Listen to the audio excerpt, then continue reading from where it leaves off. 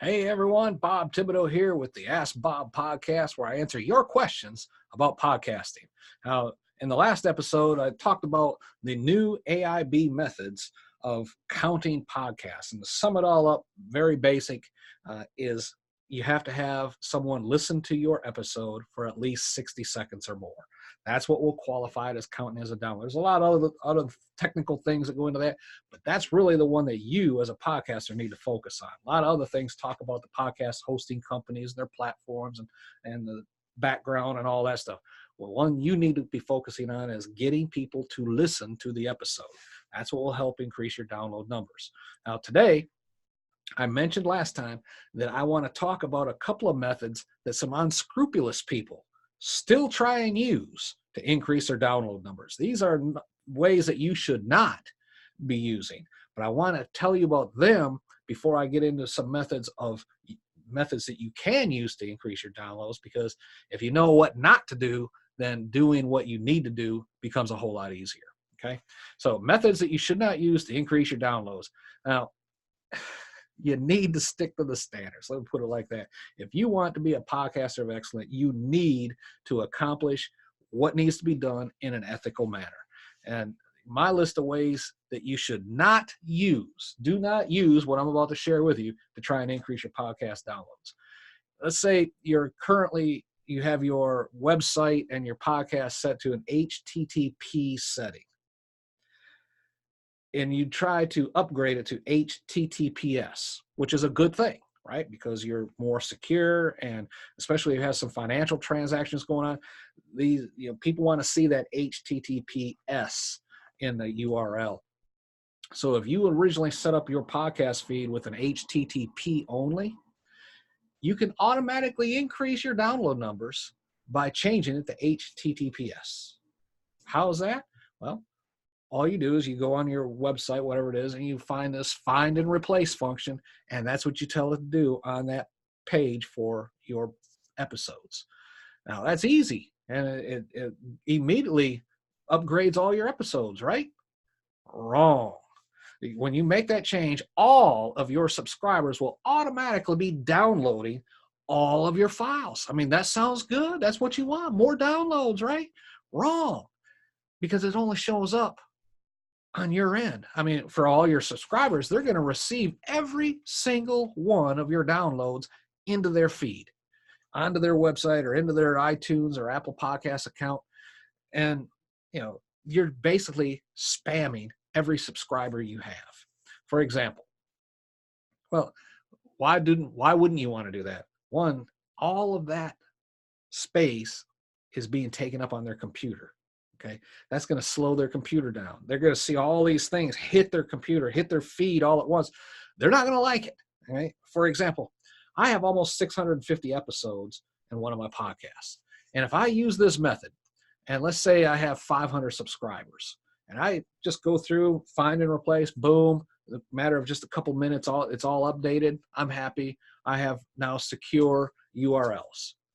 With those 500 subscribers, they're going to get spam. They're going to just bam, download it. Boom, boom, boom, boom. 650 episodes each.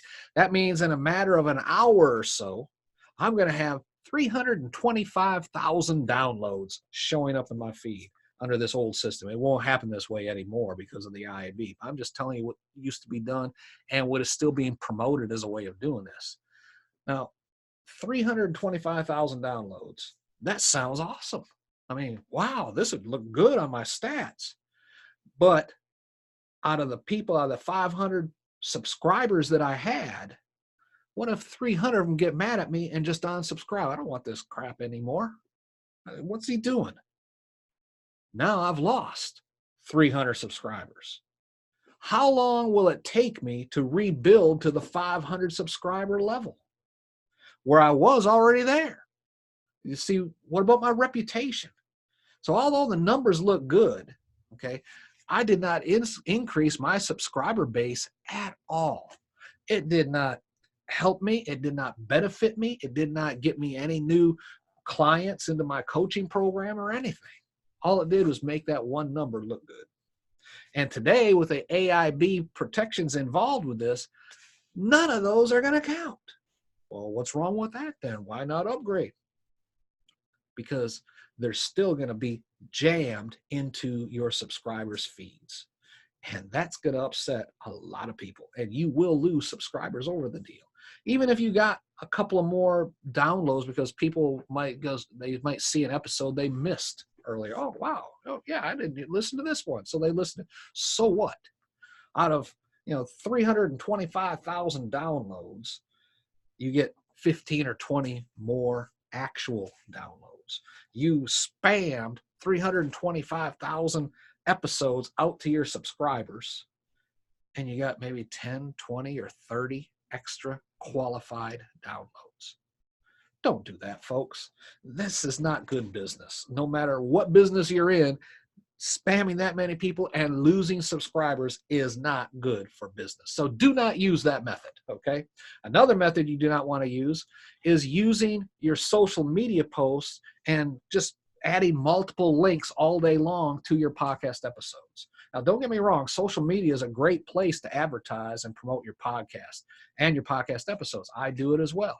There's nothing wrong with promoting them once or twice a day on each platform. You got 4 different platforms, say Instagram, Pinterest, Facebook, and Twitter. Yeah, you can a couple of times a day on each one of those platforms. That's fine. That's okay. What I'm talking about is posting several times per hour, hundreds of times per day, across all your social media profiles. And a lot of times that'll be these auto posting services that you can get into. And that will give you some additional exposure, sure. And you will get some people who will click on the links. You will see some additional downloads. But for the majority of the people, 99% of the people that see these things happening on your social profiles, they're going to consider you a spammer. This guy's just, he puts the same thing out there every 15, 20 minutes. And some may actually drop you from their follow list. Some may block you entirely. Some may even report you as spamming on the platform and get your entire account blocked. You don't want to do that. The effort it takes to do this, even if you use one of those auto posting services, is not worth the negativity that you'll receive when you do something like that. So do not use that method. Now, I'm going to come back with 2 more methods tomorrow of what not to do before we get into methods that you can use, ethical methods you can use. But if you have a podcasting question, send it to me. You can leave your questions in the comment section below, but if you really want to catch my attention, go to my website at podcast-training.com and use the contact form to reach out to me. Ask your question. If I use your question there, I'll give you credit for bringing it to my attention, and you'll receive a free download of my book, The Complete Guide to Podcasting, which if you go through the website and try and get it, it's going to cost you $37. If I use your question on this podcast, I'll send it to you absolutely free of charge as a thank you gift. It's just for asking your question and having it used on the Ask Bob program. And who knows, it may even give you some increased traffic, increased downloads, right, to your podcast and all that. So if you ask a question, don't wait. Ask today. Just go to podcast-training.com and ask Bob.